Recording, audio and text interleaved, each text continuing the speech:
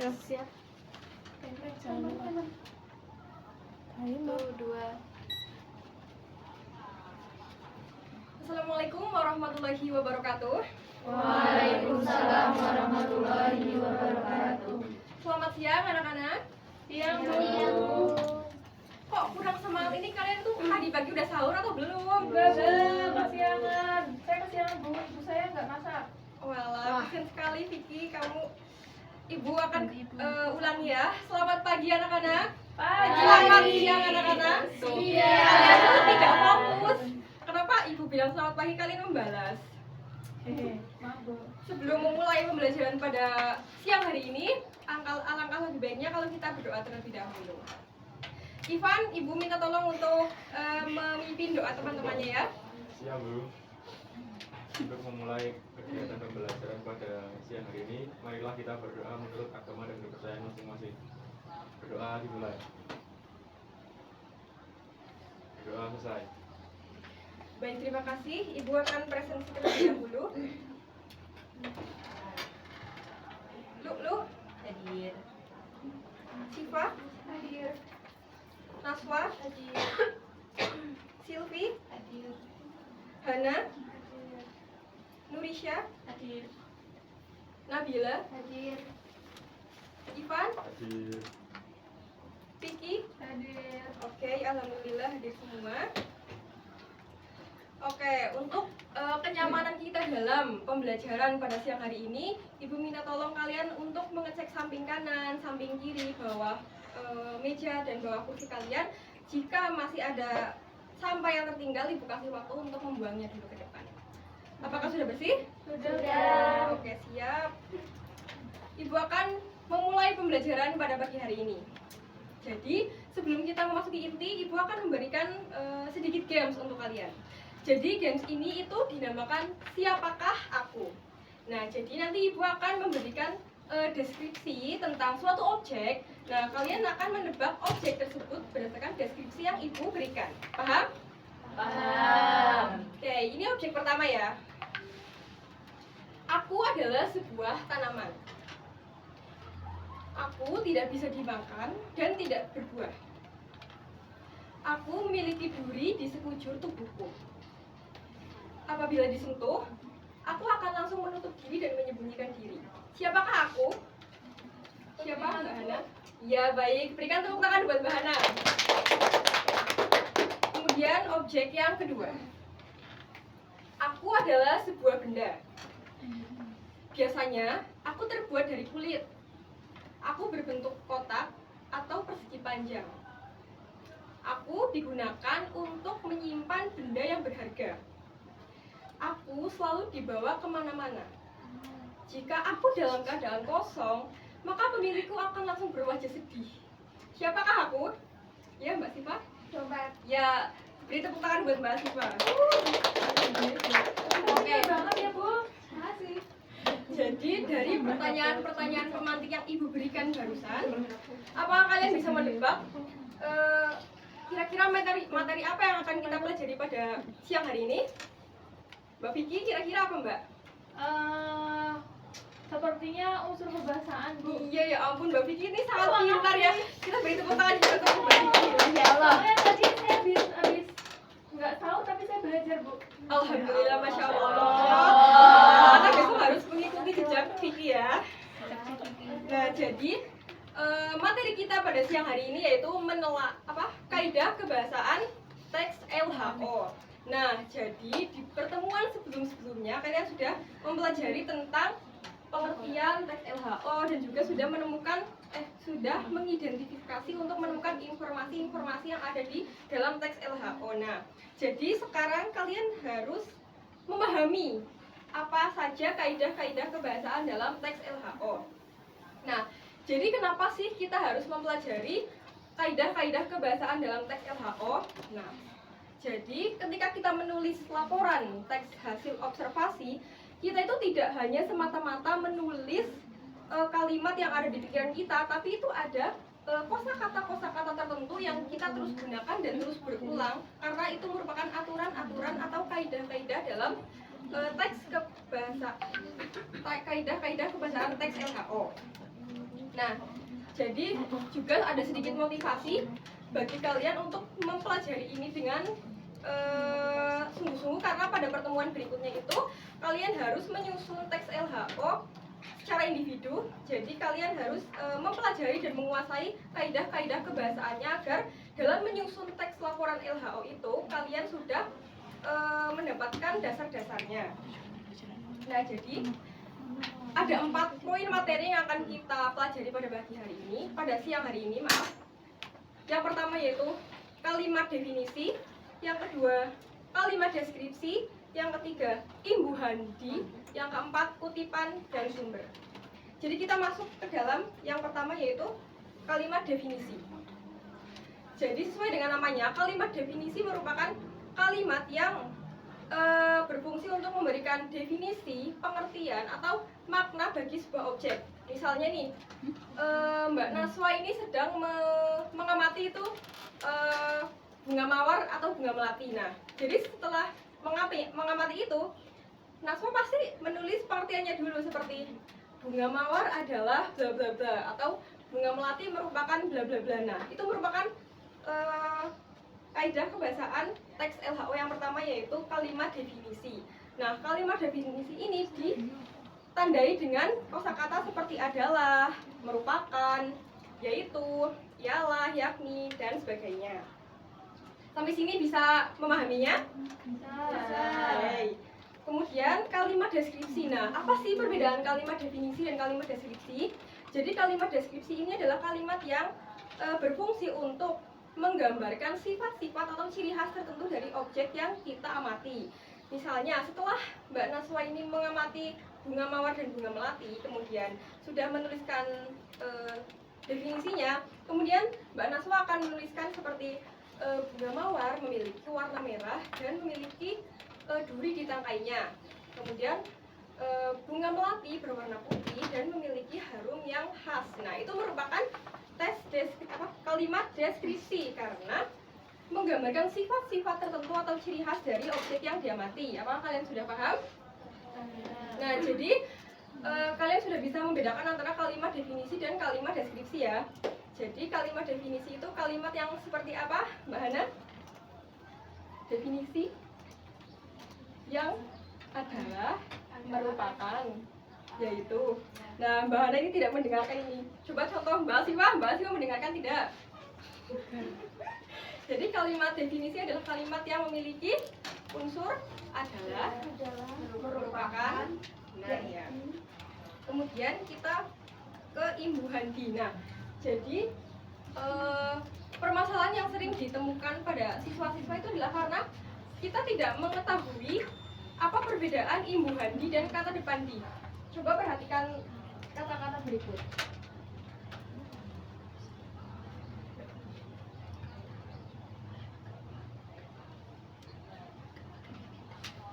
Nah, di depan. Apakah penulisan ini sudah benar? Salah. Harusnya seperti apa? Bisa.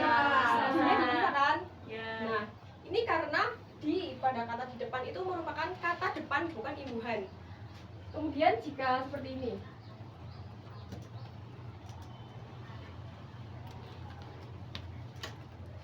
apakah kalimat ini sudah benar? Harusnya dirangkai, digabung. Ya, jadi untuk membedakan imbuhan di dan kata depan di, kalian harus mengetahui dulu perbedaannya. Jadi imbuhan di itu adalah apabila di bertemu dengan kata kerja yang kemudian membentuk kata kerja pasif. Misalnya kata kerja baca, tulis, lihat. Nah, itu kemudian bertemu dengan di menjadi dibaca, ditulis, dilihat. Itu merupakan imbuhan. Tetapi jika kata di bertemu dengan tempat atau waktu, itu menjadi kata depan. Misalnya di pasar, di sekolah, di pagi hari, itu penulisannya dipisah. Apakah sampai sini kalian bisa membedakan keduanya? Bisa. Oke, kemudian kita sampai pada yang terakhir yaitu kutipan.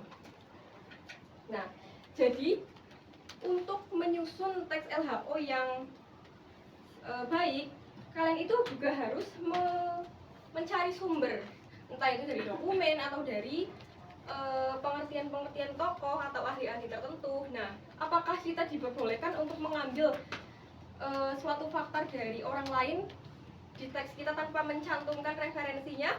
Tidak. Jadi kita harus membuat kutipan. Nah, cara mengutip itu adalah dari fakta yang kita ambil, kita olah menggunakan bahasa kita sendiri, kemudian kita taruh ke dalam teks LHO yang kita buat. Nah, kemudian cara menuliskan kutipannya itu ada dua, yaitu kutipan di depan dan kutipan di akhir. Kutipan di depan itu biasanya ditandai dengan kalimat seperti menurut Sugiono atau Sugiono menyatakan, seperti itu. Jadi itu kalau di depan seperti itu. Nah, nanti misalnya menurut Sugiono. Nah, mengutipnya itu dalam kurung. Ini kalau kutipan di depan ya. Terus tahun sumber, misalnya 1967. Kemudian koma, halaman yang kita ambil. Seperti ini. Apakah bisa dipahami? Bisa. Nah, kemudian kalau kutipan di akhir itu kita menuliskan dulu faktanya, kemudian baru kita membuat kutipannya. Jadi yang di dalam kurung itu adalah yang pertama namanya,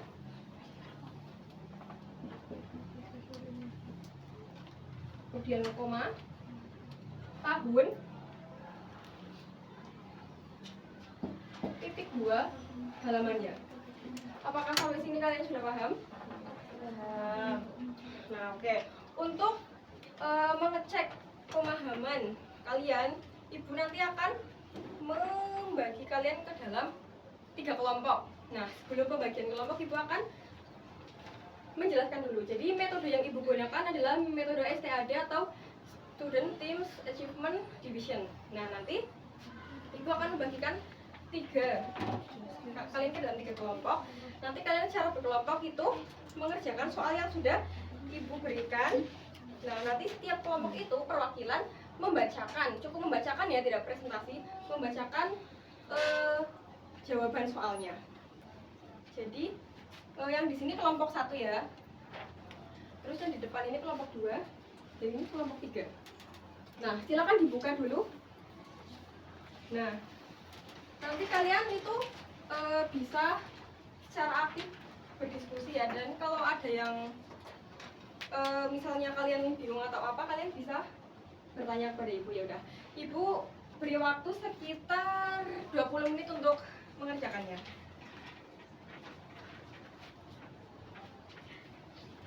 Nah, ini nanti kan ini sudah ada pertanyaan kan.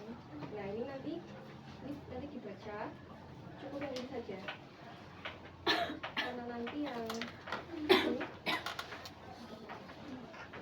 masih Ibu ya. Nah, ini nanti yang dibaca cukup ini ya. Yang ini sudah dibaca.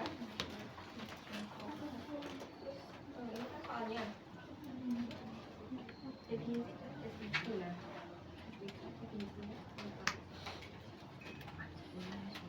Mbak Nurisha, apakah ada yang kebingungan? Ini ya nanti dibaca. Iya, oke. Dibaca langsung di sini ya. Oke.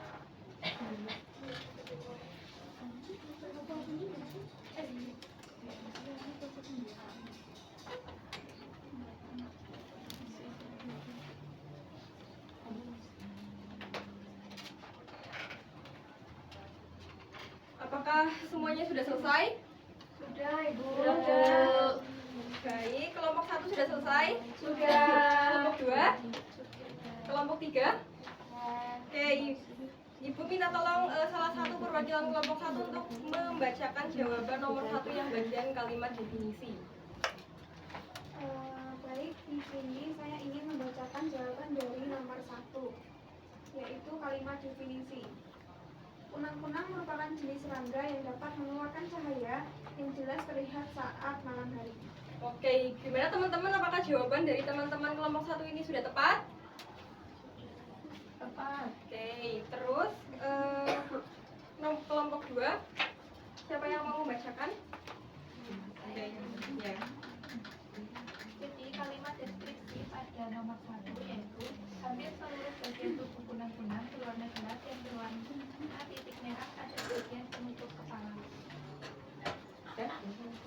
Oke, beri tepuk tangan juga buat kelompok 3. Tolong dibacakan jawabannya.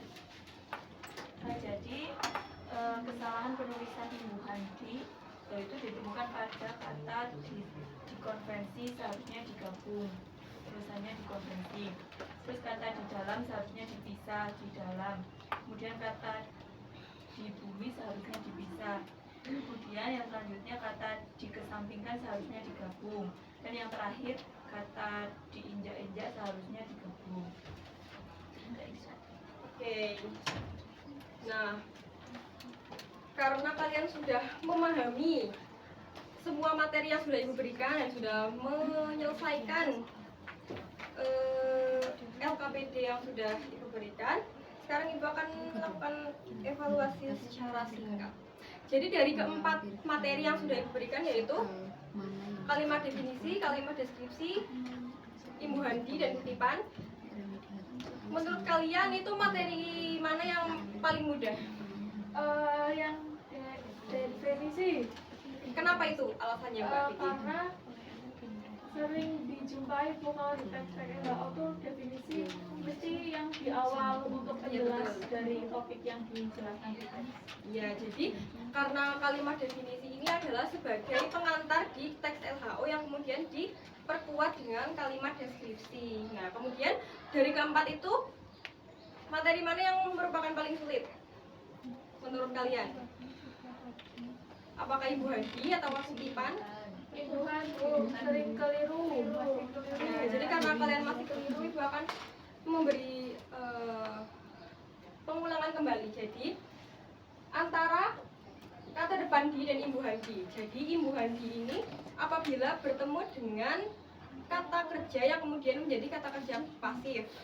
Contohnya dibaca, ditulis, dilihat, dibicarakan. Nah, kemudian kalau kata depan di itu yang bertemu dengan tempat atau waktu seperti di sekolah, di kampus, di sore hari, di malam hari, seperti itu. Nah, kemudian kesimpulannya adalah yang pertama, kalimat definisi merupakan kalimat yang mengandung kosakata seperti adalah, merupakan, yaitu, yakni, dan sebagainya. Kemudian kalimat deskripsi merupakan kalimat yang menggambarkan sifat-sifat atau ciri tertentu dari benda yang kita amati. Nah, kemudian imbuhan di sudah Ibu jelaskan tadi. Kalau kata depan di itu dipisah, kalau imbuhan di itu digabung. Nah, kemudian karena pertemuan di sini itu mungkin akan Ibu cukupkan sampai di sini. Tapi sebelum Ibu tutup, Ibu akan memberi kalian sedikit motivasi untuk agar kalian tetap semangat menjalani pembelajaran, agar kalian tetap hadir, agar kalian tetap sehat, dan kalian tetap antusiasme untuk mengikuti pembelajaran. Nah, kemudian di pertemuan selanjutnya itu kalian akan bertemu dengan materi menulis teks observasi. Jadi kalian saat sampai rumah itu jangan segera tidur, tapi kalian harus belajar dulu. Kita harus belajar biar di pertemuan selanjutnya itu kalian bisa menulis teks LHO dengan mudah. Nah, kemudian Ibu juga akan memberikan informasi mengenai tugas yang akan kalian kerjakan di rumah. Nanti Ibu akan memberikan kalian sebuah Google Form. Itu isinya pilihan ganda 10 soal yang soal-soalnya itu berasal dari 4 materi, 4 poin yang sudah kita pelajari pada pagi hari ini. Nah, Ibu minta kalian itu benar-benar mengerjakannya sendiri. Jadi jangan menjiplak karya teman atau jangan mempersilahkan teman untuk menjiplak karya kalian. Kemudian oke, mungkin cukup sampai di sini, dan Ibu minta kalian jangan melupakan materi-materi yang sudah Ibu berikan tadi. Ya pokoknya nanti setelah kalian sampai rumah itu kalian ya sebelum tidur lah, minimal sebelum tidur itu kalian harus membuka buku kalian dulu tuh. Tadi Mbak Hana mencatat apa tidak yang materi yang ibu berikan? Nah gitu seperti Mbak Hana harusnya kita harus mencatat biar tidak lupa. Kalau nggak dicatat cuma mendengarkan duduk pulang itu materi kalian itu tidak akan bertahan lama-lama. Nah kemudian oke, sebelum kemana-mana ibu akan tutup pembelajaran pada siang hari ini. Oke, ibu tutup pembelajaran pada siang hari ini dengan mengucap hamdalah bersama-sama. Alhamdulillahirabbil alamin. Sebelum meninggalkan kelas, dicek dulu kebersihannya juga di samping kanan samping kiri ada sampah apa enggak itu. Nah semua tadi kamu mau makan beng-beng itu jangan ditinggal sampahnya. Ya. Nah itu beng-beng kenapa Naswa membawa yo? Oke, cukupkan. Wassalamualaikum warahmatullahi wabarakatuh. Waalaikumsalam warahmatullahi wabarakatuh. Masih lagi satu selesaikan.